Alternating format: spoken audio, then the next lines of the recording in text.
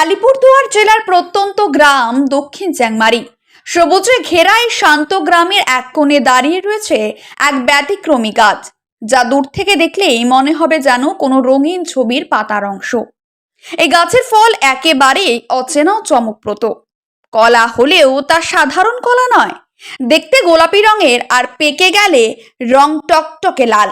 স্থানীয়ভাবে এটি পরিচিত পিঙ্ক বানানা নামে, যার বৈজ্ঞানিক নাম মুসা ভ্যালুটিনা।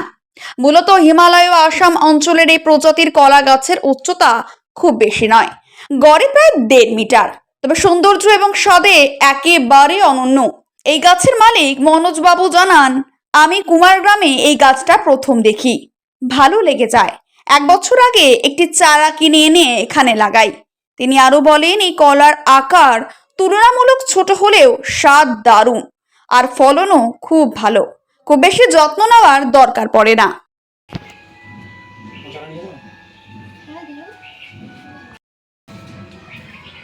তারপরে একটু গুগলে সার্চ করলাম, দেখলাম এর পুষ্টিগুণ সম্পর্কে। কোথায় এটা প্রতি মধ্যে পাঠিয়েছিল তার জন্য আমার বলছে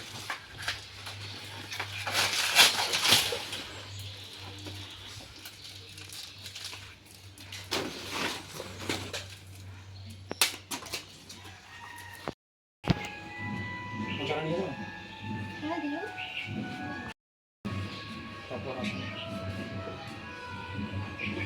চারা গাড়া যারা নিয়ে যাও হ্যাঁ দিও।